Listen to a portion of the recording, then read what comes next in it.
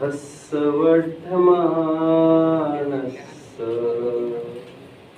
दंसनमग्गम् ओच्छामि जहाकम्मं समासेन।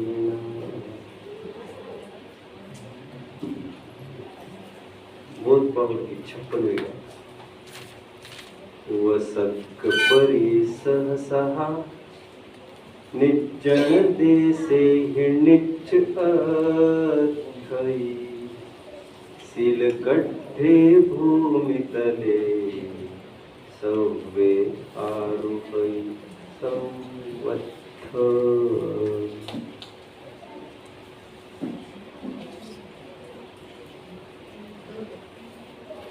अहो देव गुरु धर्म तो परम पदार्थ है। किसी के आधार से धर्म है, इन्हीं में शिथिलता रखने से और धर्म किस प्रकार हो सकेगा। मूले नष्टे कुतः शाखा। Once the root itself is uprooted, what to imagine about the branches and fruits? जिन धर्म की यह परिपाटी है कि पहले बड़े पाप को छुड़ाया जाता है, इसीलिए सप्त व्यसन से भी बड़ा पाप जानकर पहले मिथ्यात्व को, इस ग्रहित मिथ्यात्व को पहले छुड़ाया है। जो जीव चतुर्गति में अपनी आत्मा को भटकाना नहीं चाहते हो, वे निंदा प्रशंसा किसी प्रकार से शिथिल न हो। कम इन अकॉर्ड न्यायात पतः प्रविचलन्ति पदम न धीरा। जब भी सम्यक दर्शन की बात आती है, 192 पेज पढ़ लेना चाहिए मोक्ष मार्ग प्रकाशन। जब भी सम्यक दर्शन की बात आती है, unfortunately people start thinking about व्यवहार सम्यक दर्शन। I don't know why। वस्तु स्वरूप तो ये कहता है कि जब चारित्र की बात आनी थी तब भी आपको निश्चय से विचारना चाहिए था। Anyway, सम्यक दर्शन की बात आने पर लगभग व्यवहार की तरफ ढल जाते हैं लोग। व्यवहार में भी देवशास्त्र गुरु का शब्दान व्यवहार सम्यक दर्शन कहा गया है। उपयोग को केंद्रित करना है। You will experience a nice thing today, nice thing, a new thing today.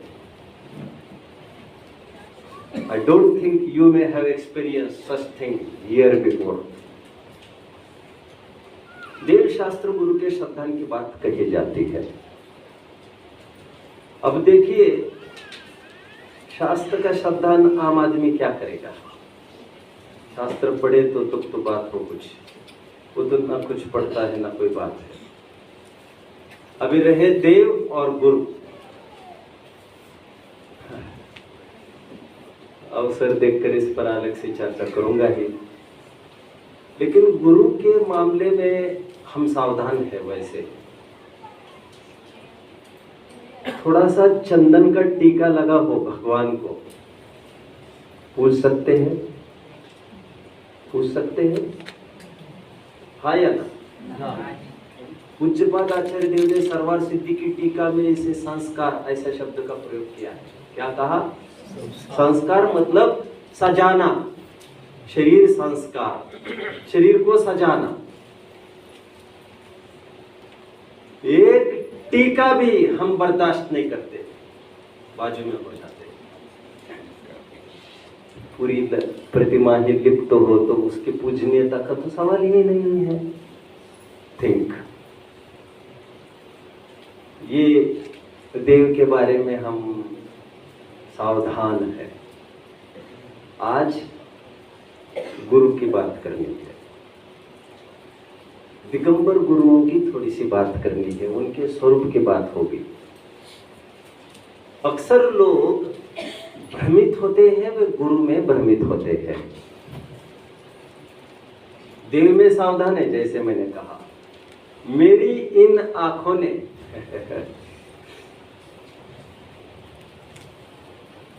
मैं इस फील्ड का वैसे 20 साल पुराना आदमी हूं।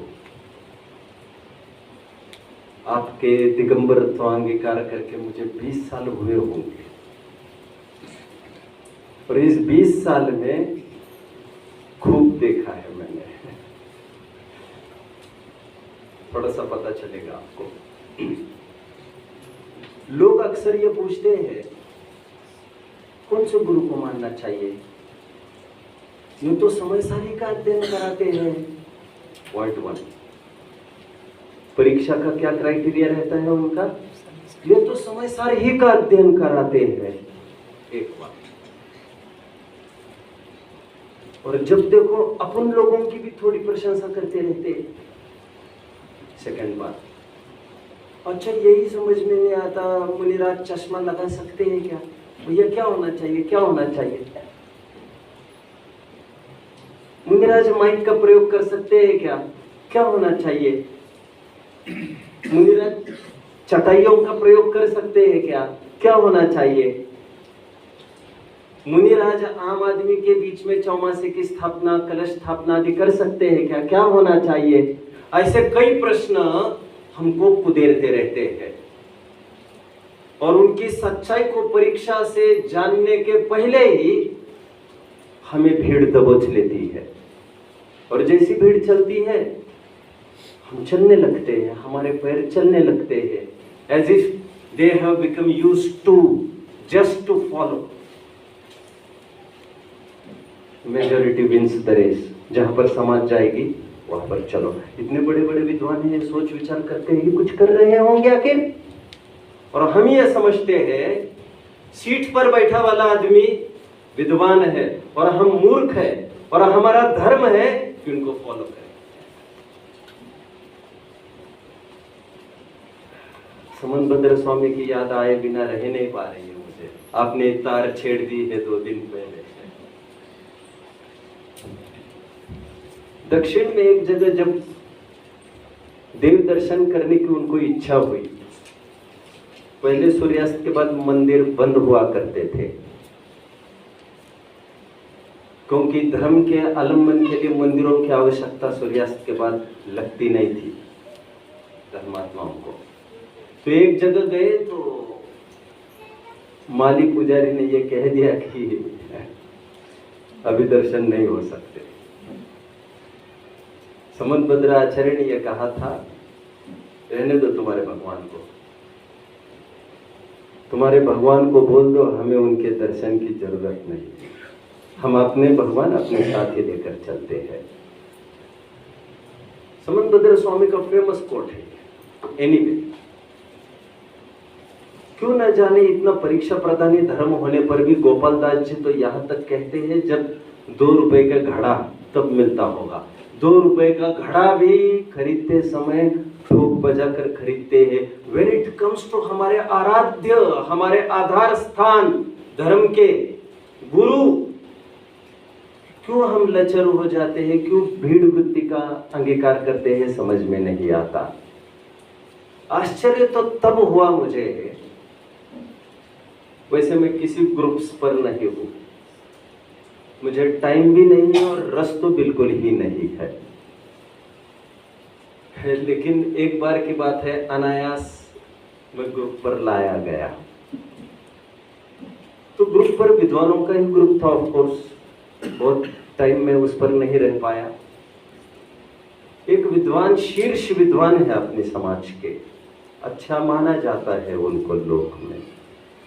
उन्होंने एक प्रश्न पूछा सभी विद्वानों को, हेल्प के रूप में, हेल्प की ओट में वे दाग रहे थे, ये मैं कह रहा हूं आपको। उन्होंने कहा ऐसी कौन सी गाथा है, प्लीज हेल्प एनीवन, ऐसी कौन सी गाथा है जिसमें यह बताया गया है केवल नग्नता देखकर हमें झुकना चाहिए। माय गॉड, मैं तो पेस में रहता नहीं हूं, मेरा पर्सनल फोन वैसा है भी नहीं जिसमें कोई ऐसा काम कर सके। घर में जरूर फोन आया है। तो मैंने उतना ही प्रश्न पढ़ा, मेरा दिल दहलने लग गया।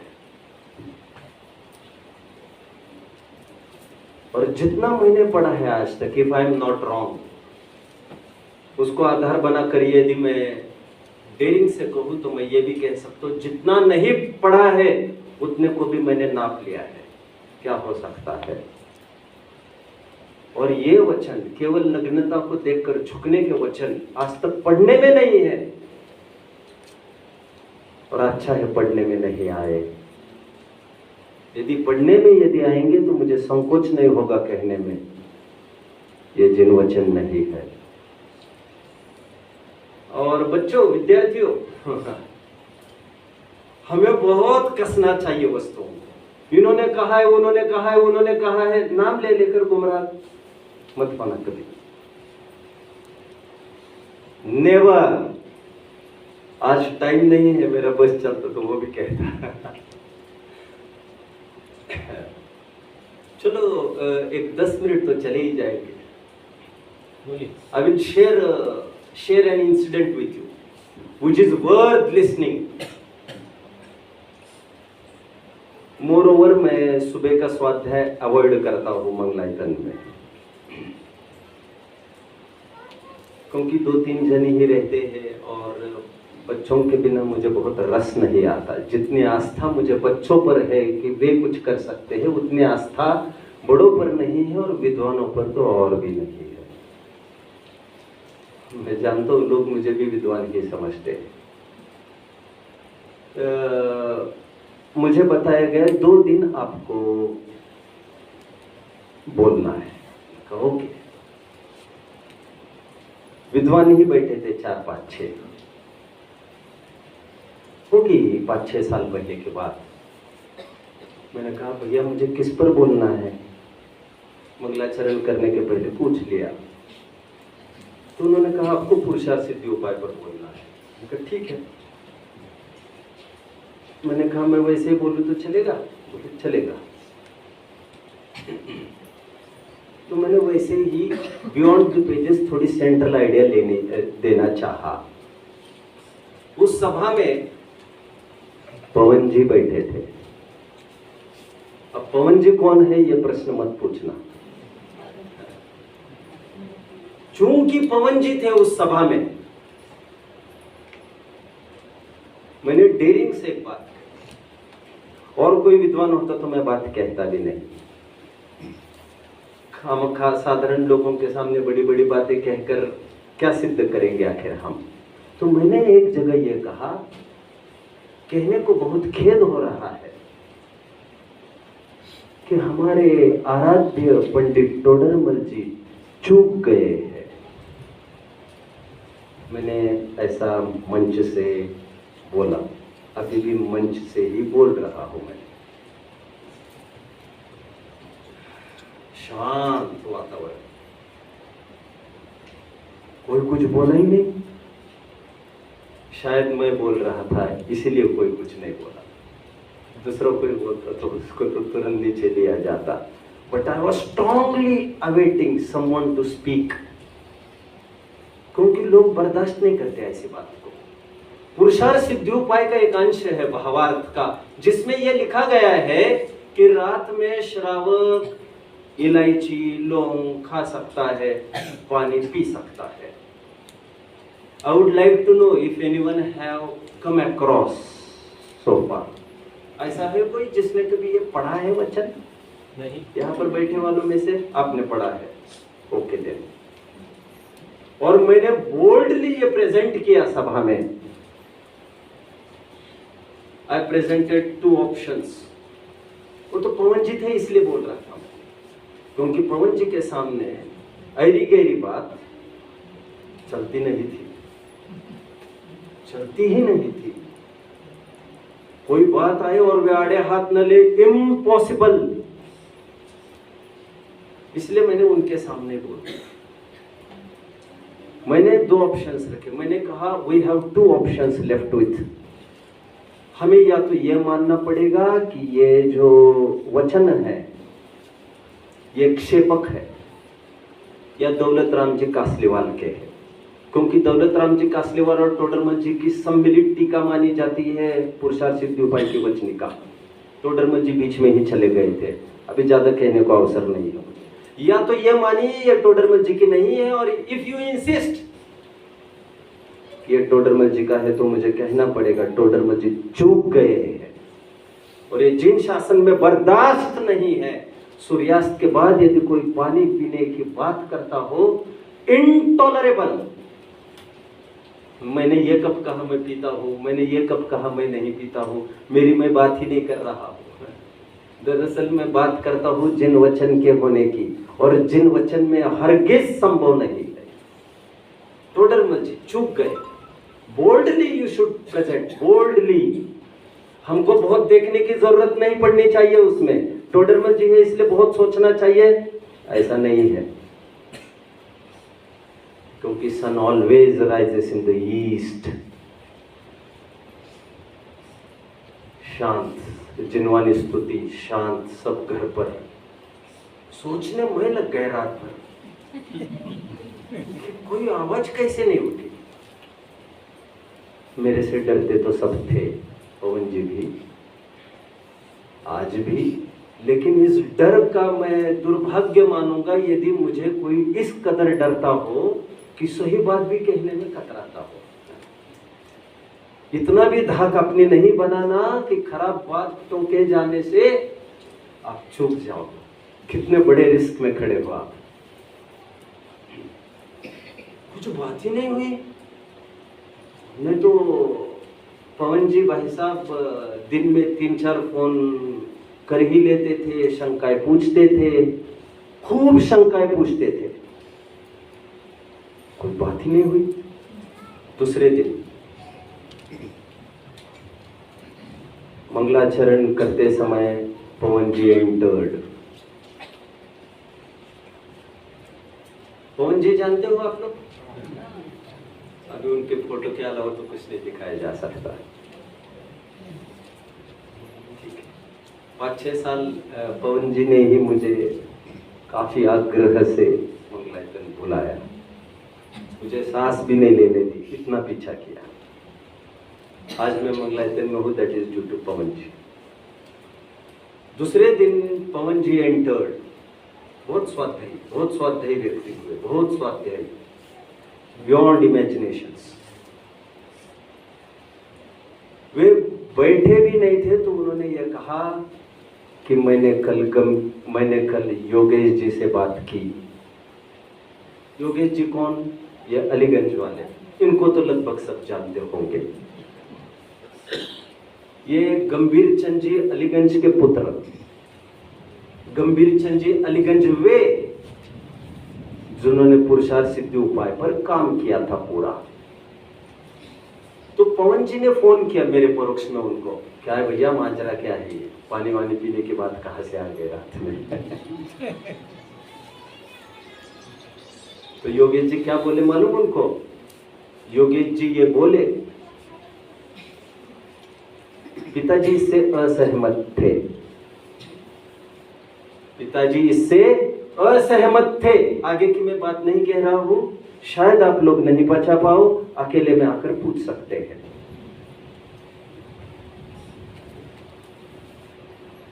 तो उन्होंने मेरी पुष्टि की सबके सामने ये कहते हुए, this is not the creation of Todarmal ji, ये टोडरमल जी की लाइन नहीं है, ये मिलावट है।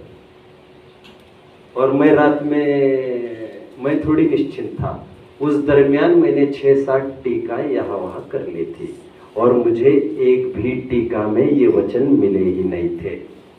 टोडरमल स्मारक ट्रस्ट से ये छपा ग्रंथ लगभग 15 साल पहले का प्रकाशन, जिसमें साफ साफ ये बात लिखी है, और टोडरमल जी के चरित्र को क्षणार्ध में धूमिल कर सकता है। आपको रिजिडली ये कहना चाहिए ये टोडरमल जी की बात नहीं हो सकती, दैट्स ऑल, खत्म। समझ रहे हैं? जब व्यक्तित्व से परिचय हो जाता है तो उसकी लेखनी से भी परिचय हो जाना चाहिए कि उसकी बात नहीं है, दैट्स ऑल। समझ रहे हैं? जब ध्यानचंद ने, कौन ध्यानचंद? हॉकी प्लेयर, जब ध्यानचंद ने एक गोल शूट किया, unfortunately the ball struck the goal post and return back. He failed, goal नहीं हो पाया, गोल पोस्ट को धड़क कर बॉल पीछे। ध्यानचंद वही खड़े रहे, बोले ऐसा नहीं हो सकता, ये गोल है। क्या है? इस अंदाज में मारा हुआ ये गोल ही होता है। अरे इस आदमी को कोई समझाओ समझाओ। पूरी टीम मैदान पर उतरी, measurement started again and that was a goal. Confidence, समझ रहे हैं? ये जिनवचन नहीं हो सकते। आउट। आंख मिच कर हर एक आई हुई जिनवानी में आई हुई बात ये सर्वज्ञ की बात है, ऐसा मानकर मत चलिएगा कभी भी। चुपके से कोई भी उसमें कुछ भी घुसा लेगा, आपको पता भी नहीं चलेगा। अब यही धोखे में मानते रहेंगे, ये जिनवचन है। हरिवंश पुराण में पंचामृत अभिषेक का वर्णन आपको मिलेगा, पद्म पुराण में आपको पंचामृत अभिषेक का वर्णन मिलेगा। धोखे में मत रहिएगा आप, या हमारे ग्रंथों में नहीं लिखा है। अब छोड़िए, पूछिए क्या चाहते हैं। मैं ये जानना चाहता हूँ। हाँ, ये तो बड़ी सामान्य बात है। हाँ, कि रात को हेयर लेयर पे कुछ लेना नहीं चाहिए। बराबर। और उषा से उपाय ग्रंथ जैसे टीका में ऐसा लिखा है। बराबर। और कुछ स्वयं टोटल में नहीं लिखते हैं। जब ग्रंथ की प्रामाणिकता के ऊपर उनके प्रश्न पूछते हैं तो कोई उसमें गलती हो तो आगे के जो ज्ञानी है बराबर वो उसको करेक्ट करते हैं। राइट। हाँ, अब इसके बावजूद बराबर ऐसी चीज उस ग्रंथ में रहना बराबर तो मतलब बराबर बड़ा मतलब शब्द नहीं मेरे लिए। बिल्कुल तो बिल्कुल। और लोग तो ऐसा यही मान क्यों करते हुआ? हैं। और दूसरी बात, अभी भी करेक्शन हुआ या नहीं? मैंने लेटेस्ट वर्जन्स देखे, उस वर्जन्स में मुझे ये नहीं मिला है। बट मेरे पास इतना टाइम भी नहीं है अभी मैं फिर से पेस में रहूं। बट उस समय में मैंने कई टीकाएं देखी थी और मैंने बोल्डली बोला था, योगी गंभीर चंद जी नहीं, अभी योगेश जी जिंदा है, उनसे बात कर सकते हैं। मैंने बात नहीं की, पवन जी ने बात की, मुझे बात करने की जरूरत लग भी नहीं रही। Coming to the topic again, मैं हिल गया उस दिन जिस दिन एक विद्वान ने यह प्रश्न पूछा। क्या प्रश्न पूछा? Please help me out in finding the गाथा विच सेज नग्नता तो को देखकर झुक सकते हैं। क्या बोल रहा है ये? होश में है ये? और मिनटों में गाथा आ गई वहां पर। प्रवचन सार वाज कोटेड देयर। ओहो, मैं यकीन नहीं कर पाया। मैंने प्रवचन सार तुरंत प्रवचन सार की गाथा ये बोल रही थी कि मुद्रा को देखते ही उसको नमस्कार करना चाहिए। Then I was assured again. और वे विद्वान जो ये डाल रहे थे वे भी इसकी पुष्टि कर रहे थे, हाँ नग्नता को देखकर कर सकते हैं। जबकि गाथा क्या बोल रही है? मुद्रा बोल रही है। मुद्रा, मुद्रा मतलब नग्नता होता है, ये तुम्हारी खोपड़ी की उपज है। तुम कुछ भी मानो तो हम क्या करें उसमें? मुद्रा नग्नता अलोन नहीं है, इट्स अ पार्ट ऑफ मुद्रा, 1/28 पार्ट। मेरा दाव लगे तो नॉट इवन 28। अभी आगे पता चलेगा आपको कौन सा हिस्सा दूंगा मैं उसको। नोट की पहचान क्या है? गांधी जी हो गई मुद्रा गांधी। अरे 25 चिन्ह होने के बाद भी डुप्लीकेट हो सकती है नोट। व्हाट इज मुद्रा? It's a currency, it's a currency and beware the currency may be manipulated. Beware from नकली तो बहुत निकल रहा है, समझ रहे हैं ना? उसके पहचान के ये चिन्ह है। अरे आदमी मर गया है, इसकी पहचान के चिन्ह 27 बताए हैं ज्ञानार्णव में। अब नहीं धड़क रहा है, सब नहीं धड़क रहा है, जला दो इसको। अरे अभी जिंदा है, रुक जा। कितने चिन्ह बताए हैं? 27। मुझे मत पूछना कौन कौन से है, मैं तो फोन करेंगे पंडित जी आओ जल्दी हमारे के लिए हमें बताओ। मैं एक्सपर्ट नहीं हूं उसका, मैं तो बात कर रहा हूं आपसे। मुद्रा का अर्थ केवल नग्नता नहीं हुआ करता, मुद्रा बहुत कुछ होती है। मैं हजारों प्रश्नों से आज तक घिरा गया हूं, जिज्ञासुओं ने कई प्रश्न पूछे हैं मुझे, मुनिया ऐसा कर सकते हैं, मुनिया ऐसा कर सकते हैं, मुनिया ऐसा कर सकते हैं। उसका समाधान आज मैं करूंगा। ये पैरामीटर मैं आपको देने के बाद आप किसी को नहीं पूछना, और ग्रंथ में आप हर जगह पढ़ेंगे मेरी बात जुड़ जाएगी। आपको इतना भर देखना है कि मुनिराज है कहा, बस that is an acid test, that is all.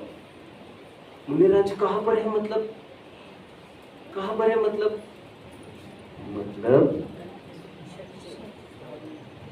मूर्खों के बीच में है कि वन जंगलों में, सीधी बात इतनी है। वहीं पर घुसे हैं जहां से निकले थे, कि जहां के लिए निकले थे वहां पहुंच गए हैं। आखिर हुआ क्या है, समझ रहे हैं मेरी बात को?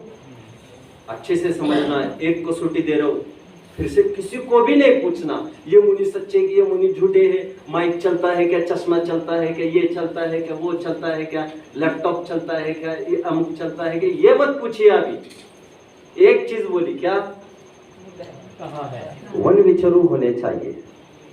अभी आगे की बात करो तो जो पूछना है अब पूछो, अभी कोई प्रश्न ही नहीं रहेगा आपके पास, अभी कोई प्रश्न ही नहीं रहेगा आपके पास पूछने के लिए, क्योंकि माइक आप पूछ ही नहीं सकोगे, जंगल में तो ये सब होगा नहीं। तुम जो भी कुछ पूछोगे आपको जरूरी नहीं लगेगा पूछना, सब पूरा पर्दाफाश होगा। समझते जाइए। छोटी सी गाथा है आपके सामने, गाथा देखिए क्या कह रही है।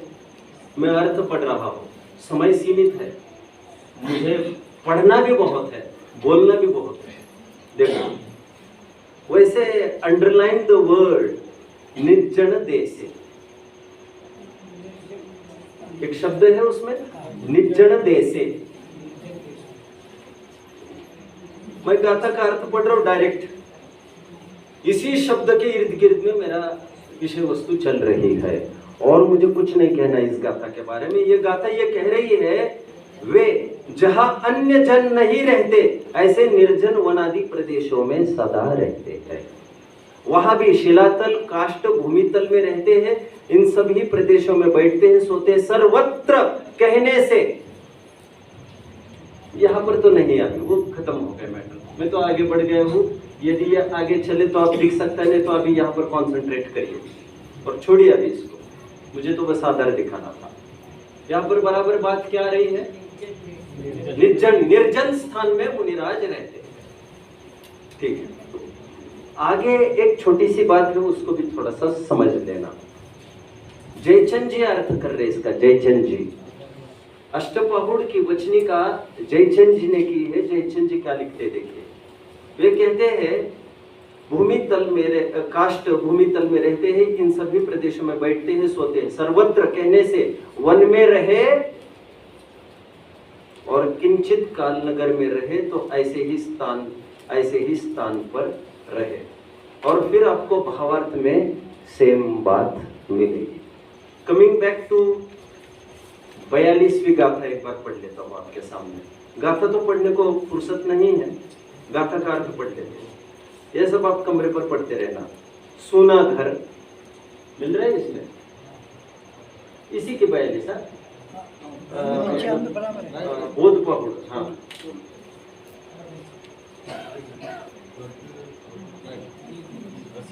देखिए सीधा सीधा अर्थ मिलेगा। यदि नीचे आते हो आप, अन्वय अर्थ देखिए, अन्वय अर्थ सोना घर, वृक्ष का मूल, कोटर, उद्यान, वन, स्मशान भूमि, पर्वत की गुफा, पर्वत का शिखर, भयानक वन।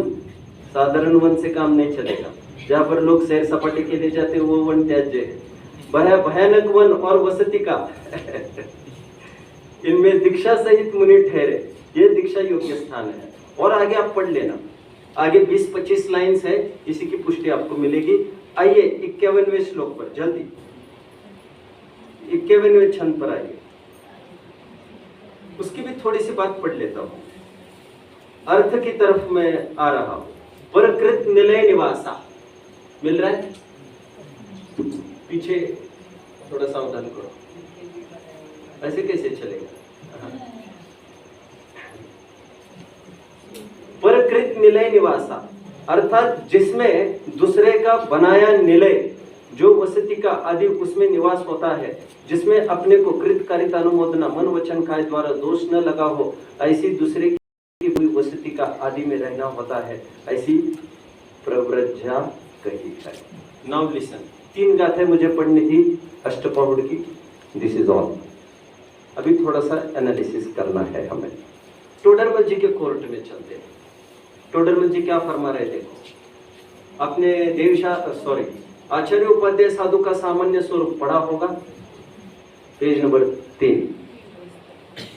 उसमें एक साफ शब्दों में एक बात लिखते हैं, नीचे की ओर, राइट पेज नीचे की ओर समापन में क्या लिख रहे हैं? वनखंड आदि में निवास करते।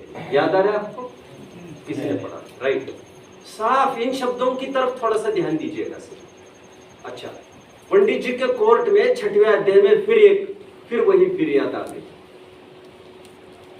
क्योंकि पद्मनंदी पंचविंशतिका में यह कहा गया है कि धर्मशालाओं में भी मुनि रह सकते हैं। यह कह कहकर बरगलाया जा रहा है समाज को आज। टोडरमल जी के कोर्ट में जब यह बात आई, टोडरमल जी ने साफ इनकार करते हुए 197वां श्लोक आत्मानुशासन का कोट किया अपने 181 पेज पर। 181, 182 मोक्ष मार्ग प्रकाशक देख लेना चाहिए। इतस्ततश्चत्रस्यन्तो विभावर्यान् यथा मृगा वनात् विनशत्युपग्रामं कालो कष्टौ तपस्विना। और पंडित जी के शब्द तो बड़े प्रेरक है। वे कहते हैं, हाय हाय पंचम काल की दुष्मता।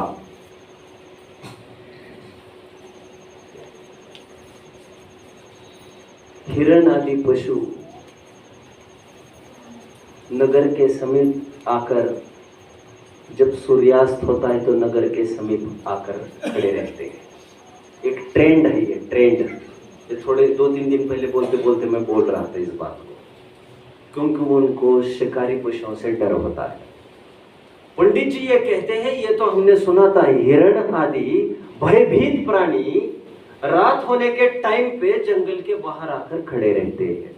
ये पंचम काल का दोष तो देखो, शेर की वृत्ति अंगीकार करने वाले मुनिराज भी ऐसा करने लग गए। पंडित जी के आगे की लाइन नोटेबल, जब नगर के समीप ही रहने का निषेध किया था, तो नगर में रहने का तो निषेध जाहिर है। बड़ी कसौटी हो गई। Would you repeat? पंडित जी की लाइन रिपीट करोगे? जब नगर के समीप आने का निषेध है, जब नगर के समीप ही का निषेध था,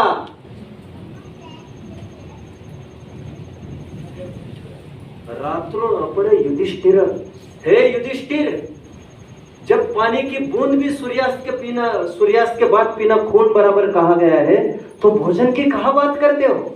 महाभारत का कोट मैंने बोल दिया। जब पानी की भी बात संभव नहीं है, तो भोजन की बात कैसे संभव होगी? कहना क्या चाह रहा हूं मैं? जब नगर के समीप ही परमिट नहीं किया है, तो नगर में कैसे परमिट होगा उनको? ये मूल आत्मानुशासन को कोट किया है उन्होंने। और आत्मानुशासन के रचयिता गुणभद्र आचार्य है, जो लगभग 1000 वर्ष पूर्व के हैं। मैं खनिया थाना में था, तब की बात है, जब ललितपुर में बहुत बड़ा चौमासा चल रहा था। किसी का भी चल रहा होगा, उससे कोई फर्क नहीं पड़ता अपने को। तो बात ये आई, भैया एक आधार पेश किया है कि वे पंचम काल के मुनि समय की नजाकत को देखते हुए नगर में रहे, धर्मशाला में रहे। आपको भी मिलेंगे ये आधार, आपको भी मिलेंगे। सभी संस्कृत लिखा हुआ आचार्यों के द्वारा लिखा गया नहीं हुआ करता। और सभी हिंदी में लिखा हुआ बकवास नहीं हुआ करता। Language is not the criteria. English में बोला हुआ आदमी सब सही बोलेगा, अच्छा बोलेगा, this is not the criteria. Prakrit में ही हमारे ग्रंथ लिखे गए हैं। भाषा तो एक मीडियम है, मीडियम। कोई भी बात संस्कृत में तुमने घुमाकर छोड़ दी, इसका मतलब क्या हो गया? तुम मेरे पास वो गाथा आई और गाथा का साफ अर्थ वही था, पंचम काल के मुनि नगर में रहे। ये हमारे भाई भी कहते हैं पंचम काल के मुनि समय की नजाकत को देखकर कपड़े पहन ले। ये भी गाथा दिखाते हैं। अभी इसके पहले गाथा जब भी आपके हाथ में आए, आपको ये ढूंढना चाहिए इसके माँ बाप कौन है। समझ रही है? किसकी पैदाइश है, ये आपको समझना पहले जरूरी है। पहले में पहली कसौटी। तो मैंने दूसरे दिन बोला सभा में, ये तो इंद्रनंदी भट्टारक ने लिखा हुआ है। ये क्या कहा? ये तो इंद्रनंदी भट्टारक की गाथा है ये, और इंद्रनंदी अभी 300 साल पहले हुआ वाला आदमी है। कौन जानता है इसको? और टोडरमल जी ने एक बात कही है, जब हमारे सामने दो कथन हो तो हमें ऑलवेज ऑप्ट करना चाहिए पुराना कथन, और खास तौर पर जहां पर सैद्धांतिक टकराहट चालू हो, समझ लेना चाहिए कुछ दाल में काला हो रहा है। अच्छा, तत्व सूत्र में चलिए। चलो, लोग ये कहते हैं लेकिन बीच में ही, लेकिन नगर में रहते हैं, वन में रहते हैं, ये क्राइटेरिया कहां से लाए आपने? आप तो 28 मूल गुण की बात क्यों नहीं कर रहे हैं? यही तो मैं आपको तरकीब दे रहा हूं। आपको 28 मूल गुण की तरफ बढ़ना ही नहीं है अभी। आपको तो मूल में घाव करना है, और वो सदेगा तो आपका सब सद जाएगा। समझ रहे हैं? लेकिन फिर भी out of curiosity one is asking कि लेकिन 28 मूल गुण का तो एक तरफ रख दिया आपने, ये कहां से क्राइटेरिया उठा लिया? बोलिए क्या उत्तर है इसका? किसी के पास है? ये 28 मूल गुण के ये अंतर्गत है कि वे वन जंगल में रहे हैं। कौन सा मूल गुण है? अचौर्य महाव्रत। अचौर्य महाव्रत और जंगल में रहने का क्या मतलब है? मतलब शून्यागार, विमोचितावास, परोपरोधाकरण, बहिष्यश्रुति, सधर्म, विसावादा, पंच। पढ़ते हो कभी? अच्छा, ऐसा बोल रहे हैं आप? फिर ठीक है। उमा स्वामी का क्या कहना है तत्व सूत्र में? जो अचौर्य महाव्रत के धारी है, उनको चाहिए वे शून्य स्थान में रहे, शून्यागार। वे सभी बिंदुओं को छूने वाला हो। थोड़ा धैर्य रखिए, थोड़ा धैर्य रखिए। शून्यागार। सेकंड, विमोचित आवास। टूटे फूटे घर हो वहां भी रह सकते हैं। कभी बस्तियां की बस्तियां उजड़ जाती है, खंडहर रह जाते हैं, अध बिखरे सब ये घर, वहां पर भी रह सकते हैं। बट दैट इज नो मोर अ घर। विमोचित आवास, पूर्वप्रोदाकरण, बहिष्यशुद्धि, सधर्म, विसावादा, पंचाबी, इनकी बात नहीं करनी मुझे। केवल शून्यागार। तत्वार सूत्र की सभी टीकाएं देखना, पूज्यपाद स्वामी को पढ़ना, अकलंग स्वामी को पढ़ना और विद्यानंदी आचार्य को पढ़ना। सर्वार्थ सिद्धि, राजवार्तिक और Shlokavartika, this three are enough. सभी टीकाओं में एक मत से यही बात कही है जो आज कुंदकुंदाचार्य देव फरमा रखे हैं। वन खंड आदि में ही रहने का उल्लेख है। कोटर में, गुफा में, नदी के किनारे, यही स्थान है। धर्मशाला फाला का किसी ने उल्लेख नहीं किया। जो भी किया है लेटेस्ट किया है, लेटेस्ट। हम उनको भी सेटल कर रहे हैं बहुत जल्द। और उसमें भी तो लिखा है। क्या लिखा है? कहाँ लिखा है? रत्नकरण शावकाचार्य में 4 दान तो बताए। कौन से दान बताए? 4 कोई बताए? जल्दबाजी नहीं करना, जल्दबाजी नहीं करना। 4 दान कौन बताएगा?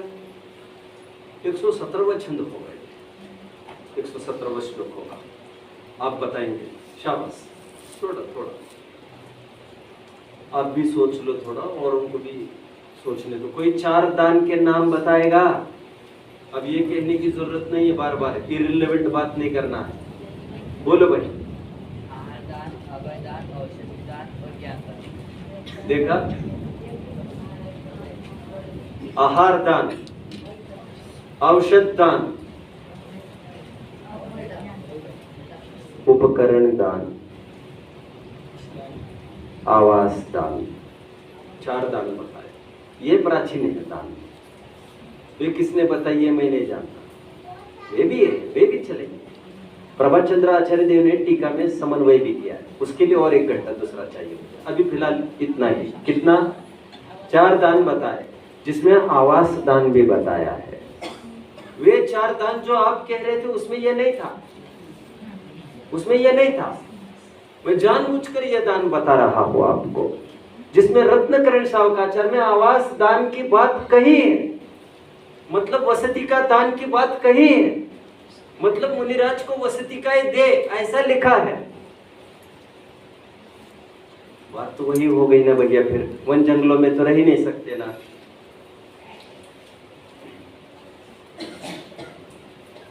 शून्यागार एक ही क्राइटेरिया नहीं है, विमोचित आवास भी है। वसतिका में तो रह सकते हैं ना, लेकिन वसतिका में तो रह सकते हैं ना। आपको पढ़ लेना चाहिए 180 पेज रत्नकरण सावकाचार्य का। वैसे पेज खोलने के पहले मैं विद्यार्थियों से बात कर रहा हूँ थोड़ी देर के लिए। आपके यहाँ वैयावृत्ति का कार्यक्रम होता है बच्चों? होता है नहीं। जल्दी बोलो यार, मेरा पेज तो आ गया। ऐसे काम थोड़ी चलेगा। वैयावृत्ति का काम होता है अपने यहाँ? 8 दिन में, 10 दिन में जिनवानी का, जिनालय का, वैयावृत्ति का एक नया प्रचलन हम चालू कर सकते हैं। I was very shocked. ये जिनवानी देखकर मुझे बड़ा अचरज हुआ। देखो, इसके इतने स्पेयर पार्ट्स हो गए, इसके इतने अवयव हो गए हैं, इसका पांडुलिपि पढ़ना सरल है, इसको पढ़ना बहुत कठिन है रियली। तो मुझे ये लगा कि विद्यार्थियों को इसका भी पुण्य उठाओ, आप लोग समझ रहे हैं। और यदि आपको समय नहीं मिलता हो तो मुझे कहने में कोई डर नहीं है, 2-4 जन प्रक्षाल वगैरह करना, गौन करके इसी को थोड़ा ठीक करना, ठीक है ना। इसका हाल अच्छा नहीं है जिनवानी का, जो मेरे हाथ में आई है, और मैंने देखी नहीं आपके अलमारी की कैसी है। मेरा पेज आ गया है। मेरी बात को कितने जन समझ रहे हैं? कोई मिसिंग है क्या इस सभा में आपके बच्चों में? हाँ? एक बैठा उधर। वो क्या कर रहा है? कुछ ऑपरेट कर रहा है? पंडित जी, आप ही का काम कर रहा हूँ। कुछ बोलना नहीं है, तो सब चाबियां मेरे हाथ में है।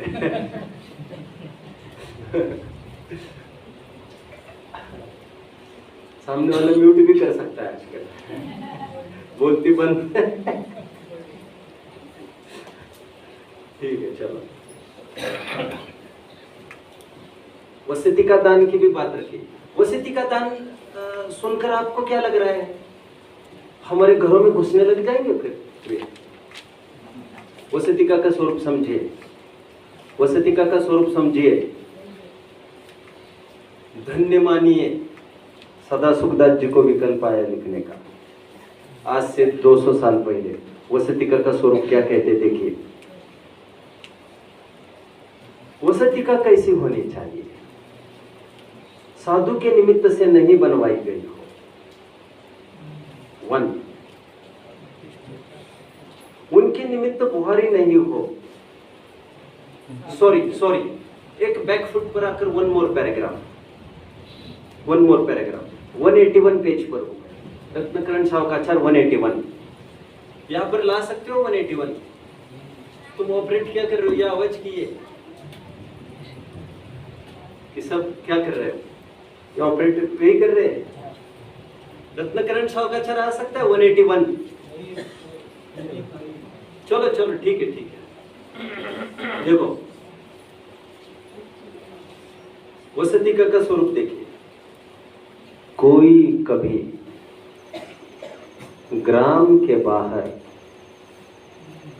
आई think this is enough, need I to proceed?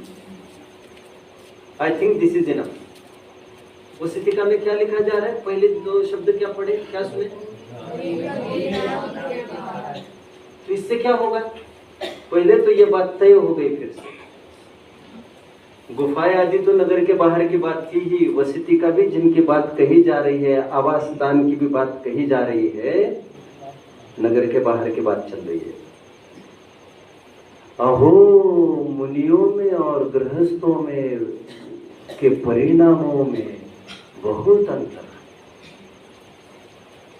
पंडित जी का कोट है। कोई ये कहे कि अरे वे भी तो अपने सरीके हैं। बहुत जन क्या कहते हैं? वे भी तो अपने सरीके हैं। आखिर अपने सरीके नहीं है वे। मुनि नाम अलौकिक वृत्ति, वे लौकिक नहीं है, वे अलौकिक है, शेर वृत्ति वाले हैं। जहां से रोके जाने पर भी निकलकर चले गए, वहां पर भी घुस नहीं सकते। समझ रहे हैं? चलिए थोड़ा होमवर्क आप सबको, पहले इसको पढ़ ले तो सेटल करते हैं। कोई कभी ग्राम के बाहर की वसतिका में एक दिन, नगर के बाहर की वसतिका में 5 दिन आदि सब इनके क्राइटेरिया चालू हो गए। लेकिन एक बात तो फिर तय हुई, क्या? वसतिका और आवास की भी बात है, विमोचित आवास की भी बात है, और नगर के बाहर की बात है, नगर के बीच की नहीं। और कहीं बात आती भी है, अनगार धर्मामृत आदि ग्रंथों में है भी, नगर में। तो नगर में भैया ऐसा कोई स्थान ही नहीं है जो किसी न किसी नगर की सरहद में नहीं आएगा। स्यादवाद से समझ लेना चाहिए। नगर में भी कहीं लिखा मिलेगा, नगर के बाहर भी लिखा मिलेगा, दोनों का अर्थ आपको एक ही समझना है। कितने जन मुझे फॉलो कर रहे हैं विद्यार्थीगण? गुड। आपका कहना नगर में माने नगर के बाहर ही होता है, क्योंकि यस अनगार धर्मामृत में 2-3 जगह है नगर में, मूलाचार में भी मिलेगा, लेकिन नगर में का तात्पर्य यही है, नगर के बाहर।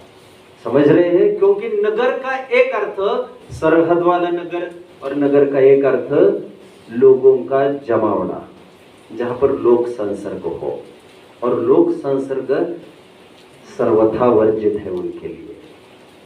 गृहस्थों के बीच में वे नहीं रह सकते। आप जानते हैं, आहार करने के लिए जाते हैं तो पहले प्रतिक्रमण करके जाते हैं, आहार करने के बाद आते हैं, फिर प्रतिक्रमण करते हैं, आचार्यों के सामने फिर हाजिरी लगानी पड़ती है। क्यों? अरे इतनी दलदल में, इतने संकट के स्थान पर जा रहे हो, तुम लौट कर ढंग से आ पाओगे? इतने दलदल का स्थान है। और जब भी नगर में जाते हैं, बोलिए, फेमस है लाइन, कोई बात को पूरी करेगा? जब भी नगर में जाते हैं एक ही उद्देश्य होता है, आहार। और जब आहार के लिए जाते हैं मौन का कवच पहनकर जाते हैं। सुना होगा ये लाइन, बहुत प्रसिद्ध है। मौन, ग्रंथों में सभी पुराण पढ़ लीजिए आप, जितने भी मुनिराज के उपदेश का उल्लेख है, वो सब का सब उल्लेख जंगलों का ही है। राजा को पता चला बाहर के वन में मुनिराज आए हैं, सदल बल चले गए, उनको विकल्प हुआ, उपदेश मिला, लौट कर आ गए।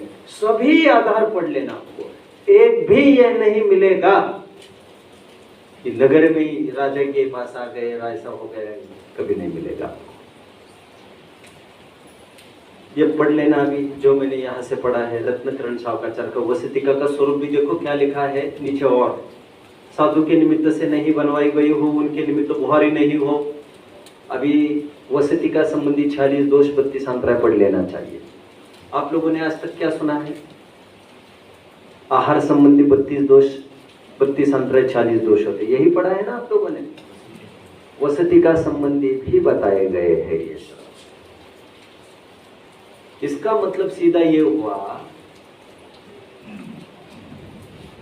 वंस मुनि एंटर्ड देयर, एक बार वसतिका में गए, जब तक वे है झाड़ू नहीं लगेगी, कोई आकर यदि खिड़की हो उसको खोली हुई बंद नहीं कर सकता, बंद की खोल नहीं सकता।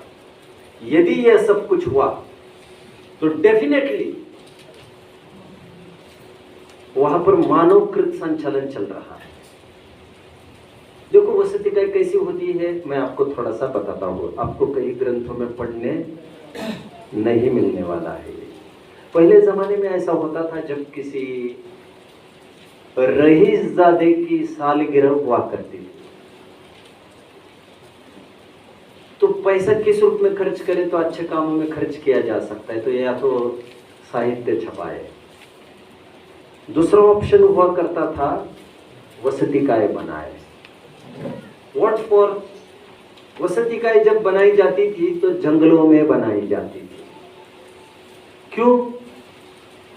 वो जमाना था जब आवागमन प्रायः जंगलों में से हुआ करता था, मनुष्यों का भी रोड्स नहीं हुआ करते थे और जाना आना रहता था, ट्रांसपोर्टेशन कोई सोर्सेस नहीं होते थे, तो जंगलों में कोई पथिक वहां पर रह सके, इसीलिए प्रायः करके वहां पर उत्कीर्ण जिन प्रतिमाएं भी हुआ करती थी, उनका कोई पूजन प्रक्षालन होता होगा ऐसा नहीं,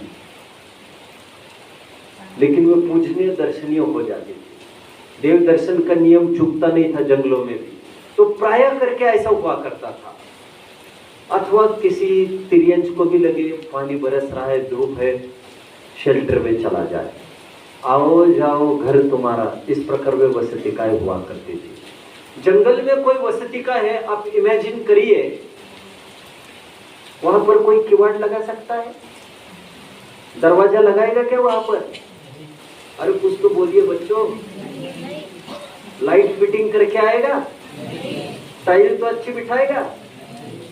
अरे अपनी छत पर जाकर देखो, जितना यूज में आ रहा है उतना ही अच्छा रहेगा, जितना यूज में नहीं आ रहा है देख लेंगे बाद में। जंगल में कौन मरने जा रहा है? वहां पर कौन मार्बल लगाएगा, कौन ग्रेनाइट लगाएगा?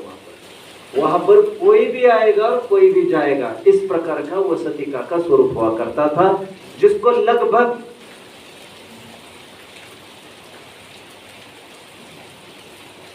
चार दीवारें हुआ करती थी, 1 2 3 शेल्टर, रूफ, बस दरवाजा वरवाजा कुछ नहीं।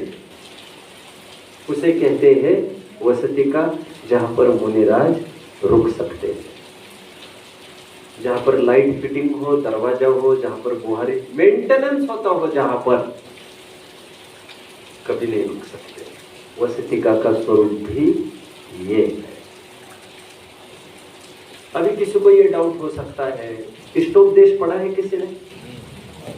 स्तोपदेश, स्तोपदेश के समापन में एक 51वां श्लोक आता है।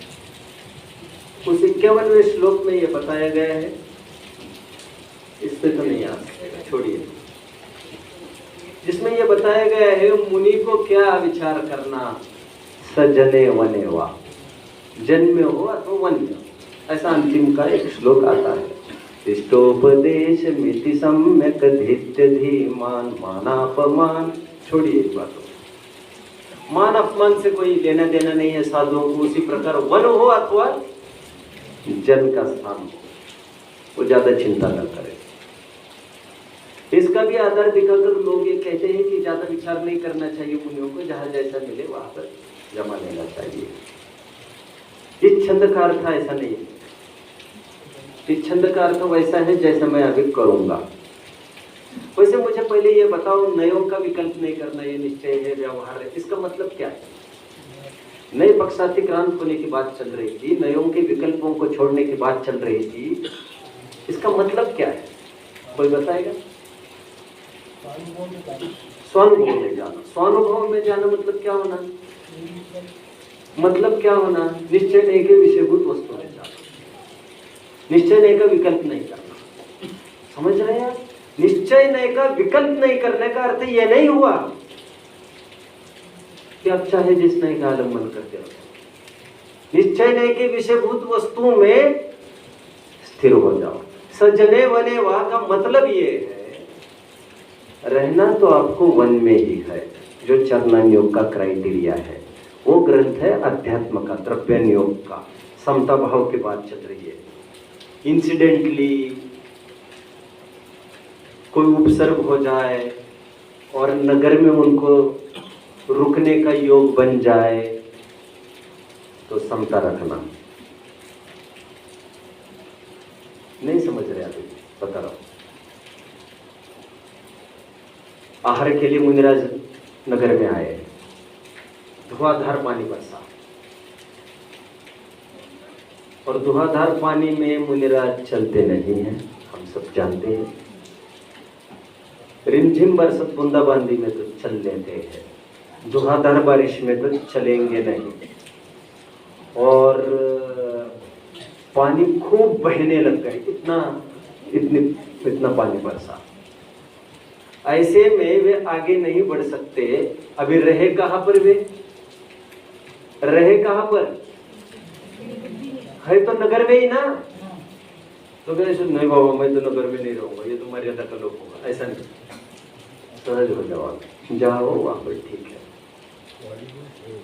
पानी सेटल होने दो, फिर विचार करो। अभी जहां पर हो बने रहो, इसका विकल्प मत करो अभी कहा हो। इसका अर्थ ऐसा लेना चाहिए जिससे परस्पर ग्रंथों में टकराहट नहीं होगी। मूलाचार के 2 प्रसंग बताऊंगा, फिर बस करो।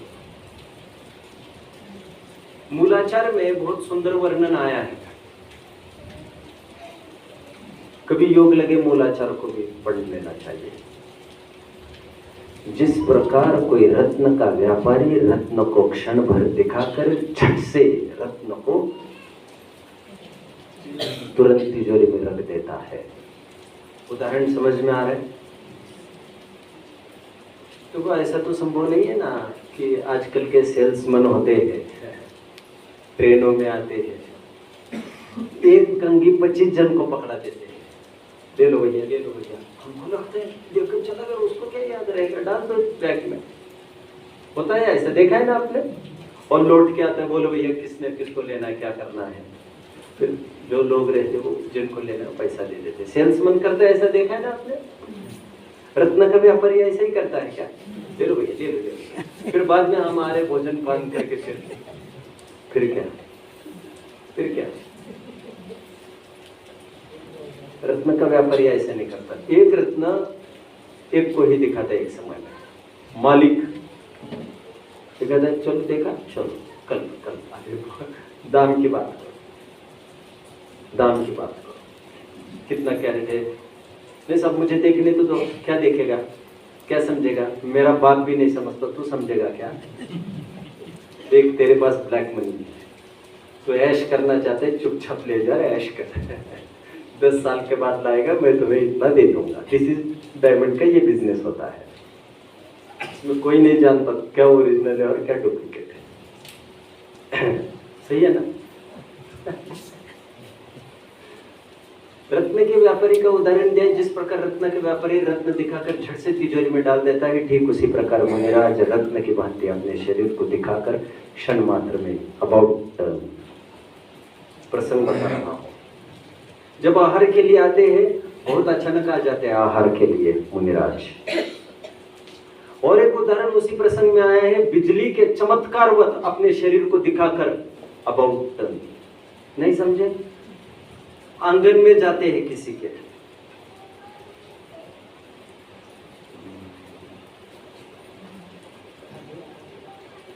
टू-थर्ड आंगन तक चले जाते।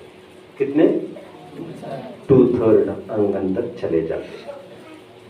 वहां तक जाने के बाद यदि किसी को नोटिस में आए, कोई देखे अरे मुनिराज आ रहे हैं,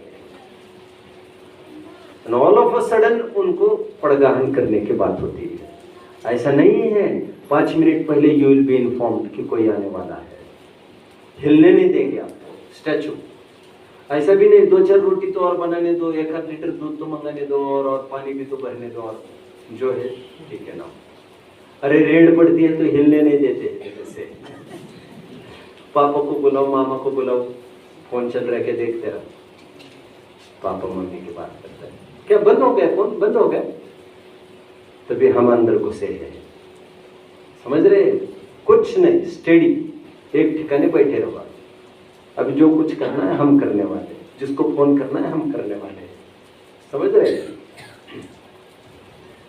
मुनिराज को उतने समय में कोई देखे पड़गाहन करे तब तो हार लेंगे, यदि उतने समय में ही काम नहीं बना घूम जाते। और ऐसा नहीं कि घर की तरफ देखते हैं, अरे भैया कोई देख रहा है कि ऐसा नहीं, हो गया उनका विकल्प शांत। वहां पर आए आंगन तक, घूम गए, गुर गुर के देखते नहीं, वहां पर रुकते भी नहीं है, और घूमे फिर पड़गान नहीं कर सकेंगे आप, गए। तो कहकर कहना क्या चाहता हूं, जिनके ना आने की तिथि है ना जाने की तिथि है, जिनके ना आहार की बेला तय है ना विहार की बेला तय है ना निहार की बेला तय है, और कम से कम गृहस्थों से तो विचार विमर्श कदापि नहीं करते। गृहस्थ कौन है? जिनको वे अपडेट करना जरूरी समझे। यदि उन्हीं के अधीन हो तो उनको अपडेट करे, वो बात अलग है, क्योंकि तो करना ही पड़ता है, नहीं तो तुम्हारी घड़ियां खड़ी होगी। इसलिए गृहस्थों का संग कभी भी मुनियों के साथ नहीं हुआ करता। अक्सर लोग पूछते हैं पैर दबाने जा सकते हैं क्या, ये दबाने? पहला प्रश्न बोलो, पैर दबाने जा रहे हो तुम कैसे जाओगे वहां पर तुम? अरे यही तो है, बस गए काम से। हमने पहली कसौटी दी है तुमको, वे वन विचरू होने चाहिए। और सुनो, कोई गृहस्थ इसलिए भी कभी नहीं रह सकता मुनि के साथ। मुनि एक दिन यहाँ, फिर आगे, फिर आगे, फिर आगे, फिर आगे, और कभी उपवास, कभी आहार, वो गृहस्थ थोड़ी टॉलरेट करेगा। अभी रात होने वाली है, भूत प्रेत का साया बनेगा, दहाड़ों की आवाज आएगी, वो गृहस्थ क्या करेगा? उसकी ताकत है या सब करने की? वो नहीं पाल सकता। और इतनी यदि होती तो फिर ये वह गृहस्थ हो सकता है जो ट्रेनी हो, जो दीक्षा मांगने के लिए आया हो, यह संभव है। ऐसा गृहस्थ मुनि के संग में रह सकता है जो आया मुनि दीक्षा के लिए है, लेकिन उसे वेटिंग पीरियड पर रखा है, वेटिंग पर रखा है, उसको वो निगरानी में है, अभी उनको तसल्ली नहीं हो रही है, बट वो बराबर इसे करने की सामर्थ्य रखता है। वो तो आए ही है उसके लिए। किसी को कोई डाउट हो तो पूछ सकते हैं। इसमें इतनी ही सिद्धि की है, मुनि की एकमात्र परीक्षा वे वन विचरू होते हैं। फिर ये नहीं पूछना उनको चटाई चल सकते हैं कि, क्योंकि जिसका क्रय विक्रय हो सके, क्या कहा, जो खरीदी बेची जा सके, वह वस्तु ऐसे स्थान पर कौन रखेगा वाला? समझ रहे हैं आप? वहां पर कौन टाइल लगाएगा और कौन क्या करेगा? वहां पर बस बना है तो बना है, वस्ती का उसी का नाम है। किसी को कोई प्रश्न बोलिए। आजकल के श्रावक भी हाँ धर्म के अनुसार नहीं होता। श्रावक उनकी भी जो पहले शास्त्र के अनुसार भी रहते हैं, तो उनसे तो थोड़े बहुत श्रेष्ठ होते हैं, पूजनीय है। अभी ये तो कोई नए प्रश्न है नहीं, फिर भी मैं बोल देता हूँ। छठवां अध्याय मोक्ष मार्ग प्रकाशक का पढ़ लेना चाहिए। उसमें ये बात आई है कि श्रावक भी तो पहले जैसे नहीं रहे। तो टोडरमल जी ने क्या उत्तर दिया, कोई बताएगा?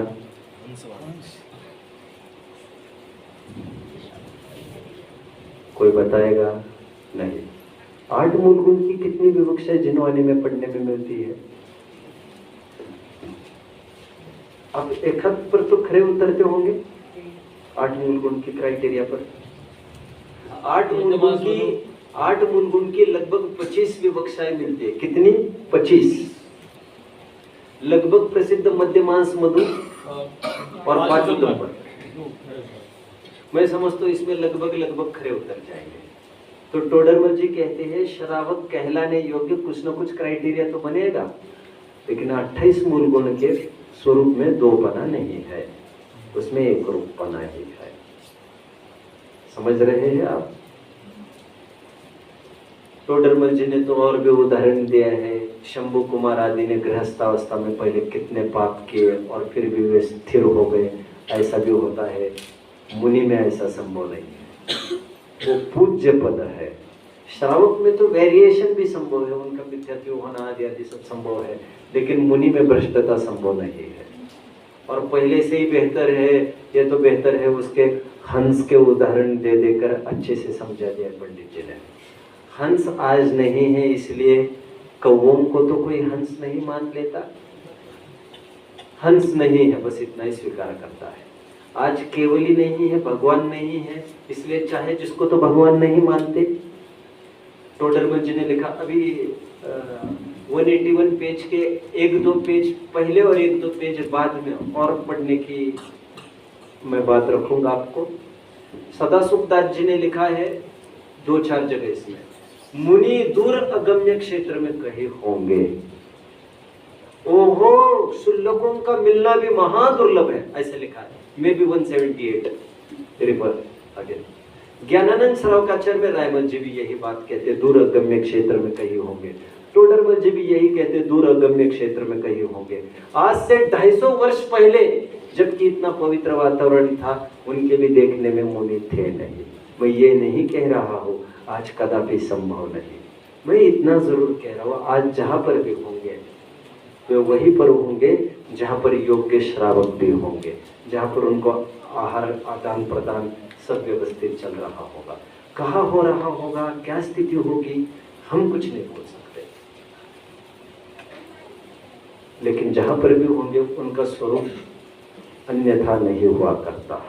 28 मूल उनका क्राइटेरिया कहा है, वही क्राइटेरिया है जो यहाँ पर कहा गया है। वन विचरू होते हैं, निर्जन स्थान पर रहते हैं, यही उनका क्राइटेरिया है।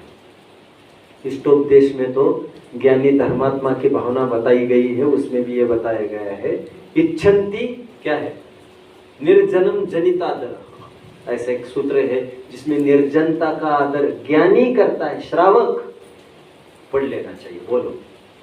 एक साधर्मी की सेवा करता है, अवगत करता है, कोई त्यागी वृत्ति आए सेवा कर तो क्या दोष है? कुछ भी दोष नहीं है। वैयवृत्ति मतलब आप क्या समझते हो? वैयवृत्ति मतलब आप क्या समझते हो? भोजन देना, आहार देना। हाँ, बराबर बराबर। तो भोजन दे सकते हैं मुनिराज को। एक ही प्रसंग है जब मुनि तुम्हारे पास आएंगे आहार के लिए, बाकी सब प्रसंगों में तुम्हें जाना पड़ेगा मुनि के पास। एक ही प्रसंग है जब मुनि तुम्हारे दरवाजे पर आ सकते हो, और वो है आहार। और उसके लिए हमारे घर चाहिए शुद्ध भोजन, जो संभव नहीं है। कहने पर भी देख लो संभव होता है क्या। तो वैयवृत्ति करने के नाम पर तो ये वैयवृत्ति है उनकी। हम उनके हाथ दबाएंगे, पैर दबाएंगे, मुनि आपस में उनकी वैयवृत्ति करते हैं। गृहस्थों के अधीन वे नहीं रहते हैं, ना ही गृहस्थों को पता भी चलता है उनकी समस्याओं का, ना ही वे कभी शेयर करते गृहस्थों को, मेरा आज पेट दर्द हो रहा है, मेरा हाथ दर्द हो रहा है। वो उनको कहेंगे क्या? अरे माँ और बाप इतने गंभीर होते कभी बच्चों तक आखिर तक नहीं कहते क्या समस्या से जूझ रहे हैं? कहते हैं क्या? कितना कर्जा हुआ है बाप रोज कहता है क्या? घर में क्या समस्या झेल रहा है बाहर कहता है? और गृहस्थों को कहेंगे क्यों? वे आचार्यों को कहेंगे, आम साधुओं को भी नहीं कहेंगे। गृहस्थों को अपडेट कुछ नहीं होता, गृहस्थ किसी काम के नहीं है उनके लिए। एक और छंद पढ़ लेना चाहिए रत्नकरण शावकाचार्य के समापन का। 11वीं प्रतिमा का स्वरूप बताया जा रहा है, जिसमें यह बताया जा रहा है 11वीं प्रतिमा के लिए क्या करता है। मुनि वनम मित्वा गुरु कंठे, वन में जाकर गुरु के सानिध्य में शुल्लक की बात चल रही है। शुल्लक दीक्षा कैसे लेता है उसकी बात चल रही है। क्या फलित हुआ इसमें से भी? मुनिराज वन में बैठे हैं, साफ साफ झलक रहा है। तो वैयवृत्ति के नाम पर, साधर्मी की सेवा के नाम पर हम मुनि के लिए कुछ कर सकते हैं। आहार की बात है, बहुत दाव लगे तो एक ग्रंथ भी भेंट किया जा सकता है, योग लगे, और कोई बात नहीं है इसके अलावा। किसी को कोई शंका हो तो पूछ सकते हैं। ठीक है, ओम नमः।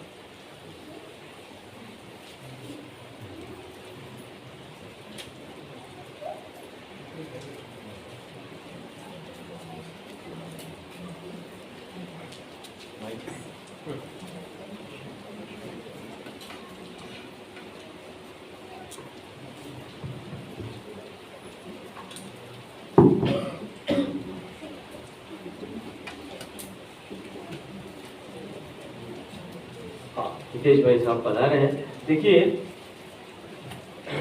आज हम ऐसे विद्वान को सुनने वाले हैं। यदि हनुमान है ना, हनुमान का चित्र देखा आपने? हनुमान और वो छाती फाड़ के दिखा रहे हैं ना, तो अंदर कौन दिखते हैं? कौन दिखते हैं? राम श्री राम। यदि मैं नहीं चाहता कि ऐसा हो, लेकिन हितेन भाई का अगर हृदय चाहेंगे आप, तो उनके अंदर कौन दिखेगा? तो गुरुदेव। ऐसी दृढ़ श्रद्धा है। मैं इनके साथ काफी सालों से हूँ, तो रग रग में उनके मतलब गुरुदेव के प्रति बहुत बहुमान है। गुरुदेव के अनेक शास्त्रों का गहरा अध्ययन किया है। और दूसरी बात, जिस तरह आज गर्जना हुई ना, ऊपर बादलों की गर्जना हुई, तो गर्जना होगी क्या होता है? ऐसी हिंदवानी रूपी बारिश घर घर में गर्जना करके, है ना। अरिंद चैनल पे आप जैसे खोलोगे, लगभग 6 सवा 6 बजे टाइम बदल रहा है, तो आपको गर्जना मिलेगी, गर्जे तो गायक परिवार, और आप उसमें गुरुदेव को रोज सुन पाएंगे। तो ऐसी गर्जना करने वाले हिंदवानी का पूरे विश्व में प्रचार करने वाले जो ट्रस्ट है गर्जे तो गायक परिवार, पहले तो एक परिवार था, अभी ट्रस्ट हुआ है। उसके मुखिया हमारे बीच उपस्थित है। ये हमारा भाग्य है। आप उनका जोरदार तालियां बजाकर स्वागत। तालियां सिर्फ स्वागत नहीं करना चाहिए, हमें कान दिए, आंख दिए, सुबह उठ के रोज अरिंद चैनल लगा के और गुरुदेव को सुनना चाहिए, तभी ये तालियां सार्थक होगी। इसी के साथ मैं निवेदन करता हूँ कि हमारे हितेश भाई जी आए, पधारे और हमें उद्बोधन दें।